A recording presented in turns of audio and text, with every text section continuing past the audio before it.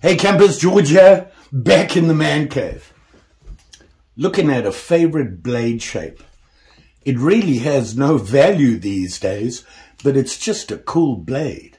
This one, the cotton sampler. I got an Opinel.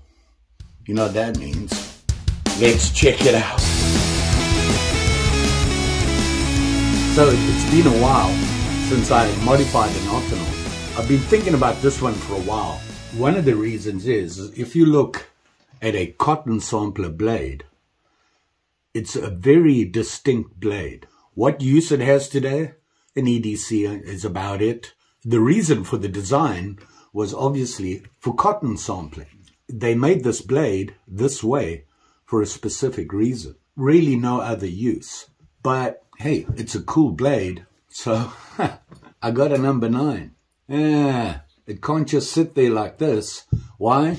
Because I have 2, so I can change it. The problem that I have is on a cotton sampler, you've got this deep belly. The Opinel, it don't have that. If you look here, if I line them up, you can see how the belly drops below. But I think I can still get the basic shape, so that you have an idea of what it is. So I kind of played with it a little bit and marked it out here so I have a rough idea. But let's have a look at why cotton sampler blades are the way they are. Couple of reasons, and I read up about it. I'm no expert on it. Think I figured out how they use them. Back in the day, way back, 1800s, during the heyday of cotton farming, the buyers who bought the cotton needed a way to test the cotton before they purchased it. So they would go to the warehouse, you'd have these big bales of cotton in a Hessian style sack, and they'd come up with their knife, they'd poke a hole in it, they'd use this, the point, they'd cut into it, and you've got this big deep belly, kind of like a spoon. They would push in, grab some cotton, pull it out, and they would have it on the blade. This here, this little cutout, they would then put the cotton across that, and they could feel it, feel the texture, the length, that sort of thing. Now obviously these guys knew what they were doing, because I don't know, I would think that would tell them how long the thread is on the cotton, how thick it is, texture. Maybe that's what they used it for. And that was the basics of the design of the knife. In this day and age, we have so much, technology that we just take a piece of cotton and throw it in a machine, press a button, and hallelujah, we got all the information we need. Back then, they didn't have that, so this is how they did it. And that's the reason for the blade. No use, but hey, it's a blade style, and I'm determined to go through every blade style I know and make an Opinel out of it. So here we go. Let's see what we can come up with. If you look here, it's almost the same, except it doesn't have the deep belly. And I've got to try to make this part here look deeper than it is. So we're going to have a go at it. There's a couple of other things, and that is the Opinel is that saber with that kind of sort of clip on it. So you have a dip in the blade. I'll probably have to straighten that out somehow, and I don't want to get rid of the nail neck. It's a wee diddly chilly today, so I'm going to start off by doing a basic cut on the blade. In the man cave here, I have a little vise that I got to attach to my bench. Not ideal. There's going to be sparks and things around, so I have to be really careful. Always be safe when doing that. So I'm going to have to cut the basic shape out and then take it down to the shed, which is about, I don't know, 19 degrees outside. Yeah, it's a wee diddly chilly, and see what we can get done in there before I start to freeze to death. Let's have at it.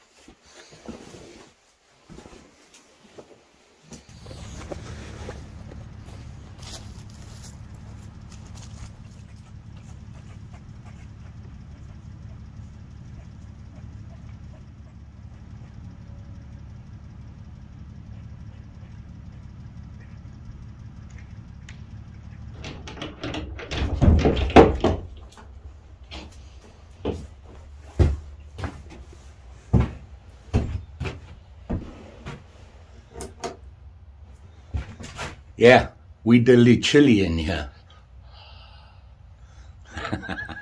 The refrigerator. Here we go.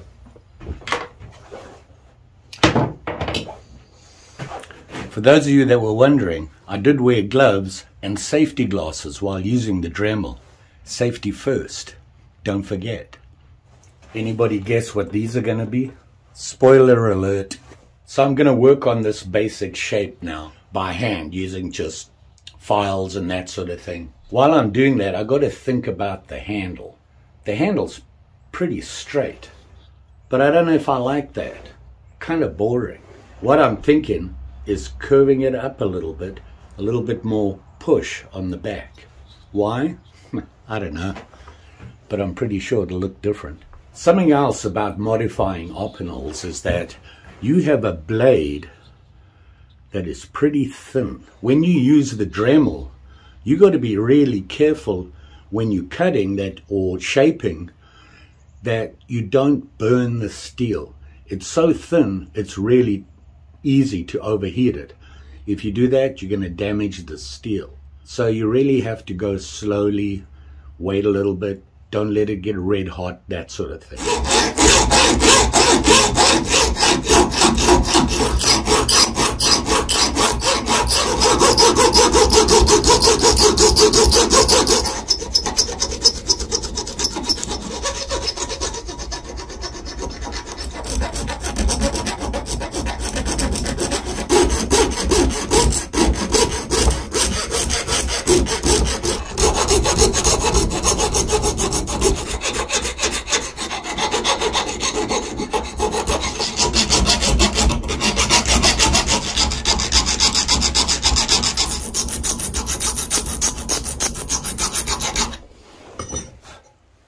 So I've been working on the shape here, and I was struggling to get more of a belly.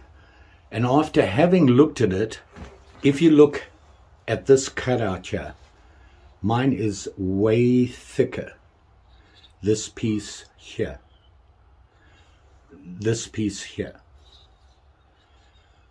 So if I want to get more of this curved shape, I have to dig this out more, a lot further down, so that I can get that belly out of it. Which means I have to go back to the man cave. Plus, this finger here has got so cold on the tip, I can't feel it. I need to go warm that up. So while I'm warming this up, I'll modify that. Hey girl, you waiting for me?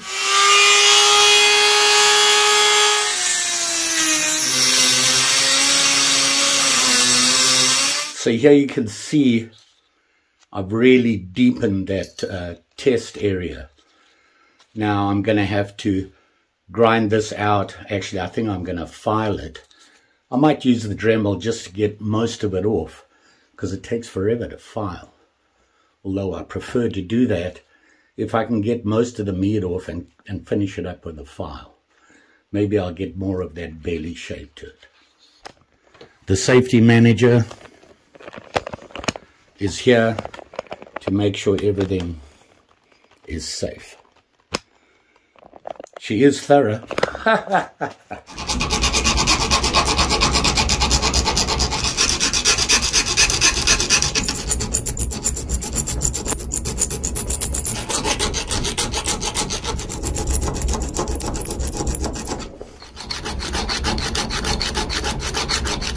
So now I have the shape I want, which is about as close as I can get it because the depth of the blade, but you can see the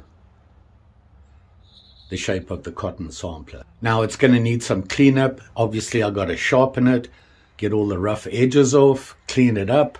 Now we need to figure out the handle.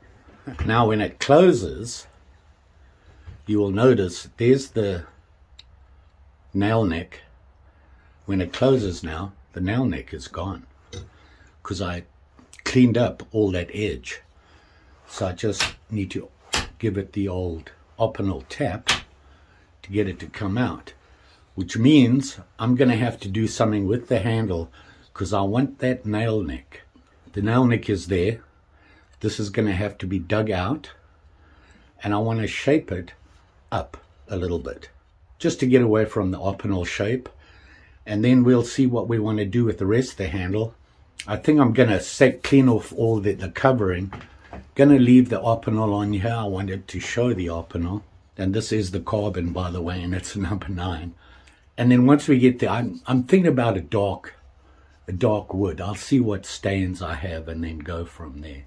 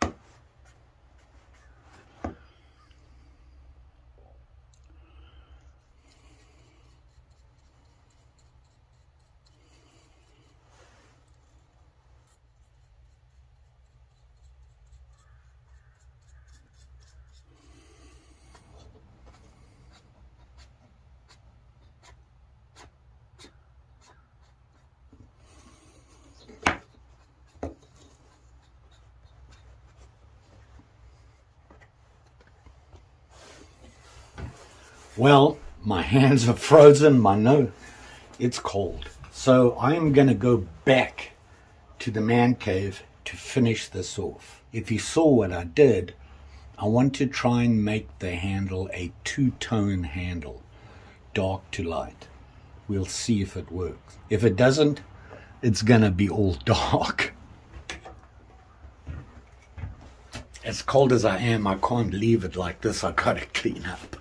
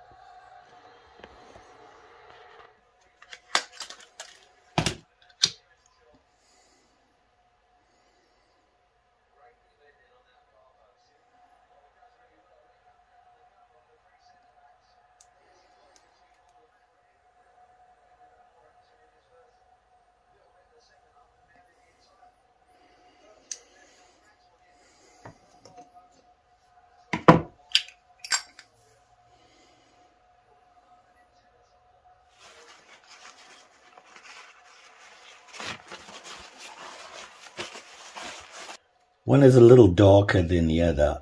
I could heat this up more, but I wanted to just try that out to see how well it would work.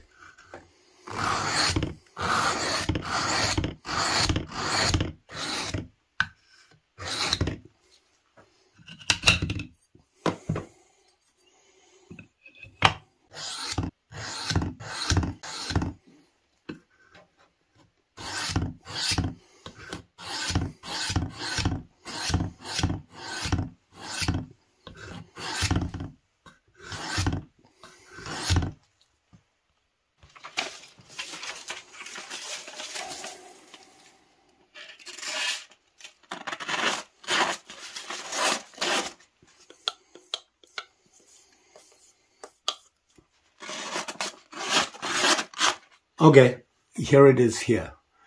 And you can see the blade is the sampler. The handle, I did some experimenting with. Kind of sort of worked. I like the way this side came out where it gives that faded two-tone into dark into light. Not so much on this side. I think I found the problem. I think my stuff has expired. My acrylic that I'm putting on is not drying. This happened last time and I forgot. I used the same. I need to get some new acrylic because you can see there's really not a lot of sheen on it. That's unfortunate, but I got that two-tone look. One thing I did want to try was this. This is a carbon, but the collar is stainless. And what I did was, you saw me, I just used my Zippo, heated it up, and then cleaned it off. And it actually gives it like a patina look. If I hold these up together, there you can see it there, kind of.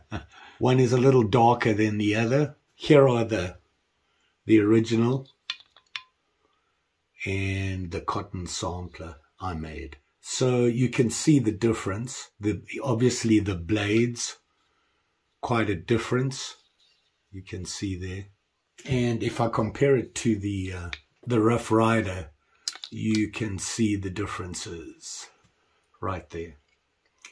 Basically, I couldn't get that full belly, but you get the idea. It's kind of sort of there. Also, their one has a false edge on it. Didn't really want to do that on here. I struggle enough with this steel. It's taken me the whole day to file and clean this up and sharpen. So it actually came out pretty good. I'm having the same issue with sharpening, and that is the Opinel is just a straight V grind. So when you dig into the blade like this, you have a really thick area here, and it goes from thick to thin back to thick. Kind of hard to sharpen because you basically only land up getting a really sharp edge here on the thin part, not so much on the thick. But it works, it'll cut, he says with confidence. You can see I have to use the belly of it to cut. And it cuts fine. If I go deeper than the belly, nothing. And here, nothing. and that's because of the thickness of the blade and the V shape. That's a problem. All my sharp is here. Nowhere else. And of course, you know, I'm horrible at sharpening, so there's that as well. I dug out this finger dip here. Oh, let me turn it this way you can see it. There. And then this one was, so the main reason I did that was I wanted the nail neck. Opinel, renowned for being sticky. And without a nail neck, you really struggle. You have to do the Opinel tap to bring it out, to grab it and pull it out. Well, if I have the nail neck, you can get it out. So this time I try to save the nail neck. I still haven't figured out how to do one. I'm not good enough with the Dremel. And of course, I wanted to keep the Opinel on there so you can see it. You can see it does say there Opinel 9. Fun project. It's a day project. Kind of like that. Don't like it when I land up doing, 3 days worth of grinding, filing, buffing. A good project. And you know what? I now have another blade. How many that is, I'm not sure. When I'm done with all the blades, maybe I'll start a video on all the blades, just showing all the blade shapes. So a fun one. Really, the blade shape, no use to us today, in this day and age, the design of it. Really a collectible blade, traditional knives like I do. I am a big Rough Rider fan, as you know. And here is the faded blue jean handle Mikado with a cotton sampler. Now this is traditional. Opinel, number 9, cotton sampler. Closes up nicely. Gonna have, the lock. The vibro lock works just peachy. I like darkening that, so I could darken the whole handle. Opinel number 9, cotton sampler. And there it is there. Don't forget, like, share, subscribe. You know the story. Pretty sure I'll be back. I like this project. These are things that I really like to do. Unfortunately, it limits me to just Opinel. I have been watching The Knife Doctor. If you haven't watched his channel and you like folding knives, he does a lot of restoring on folding knives. He'll go to junkyard sales and places like that, and he finds these knives, buys them for peanuts, takes them home, cleans them up, fixes them up. Very interesting to watch. I would really like to try that one day. But a great channel, and you might want to check him out. I'm thinking about that. And then, of course, dreaded forge. I don't know if I can light it outside when it's cold like this. Maybe to test light it, I'll do that. I need an anvil. I've got a hammer coming, and I've got tongs coming. Almost ready for that. I'm going to have to mount the anvil. I need a vise, a bigger vise. So there's that. There's so many things that come with it. It's nice to get a free forge, but you spend a fortune getting the rest of the stuff that you need to do it. But if I do it right, I can make my own tools. Yeah, I've been watching video. Just saying. You will be safe out there, especially with these guys. You start modding them like this, and you find that you're working over the cutting edges like that. Tape them up, but it's good exercise. All that filing. Thanks for watching. See you again soon. Bye.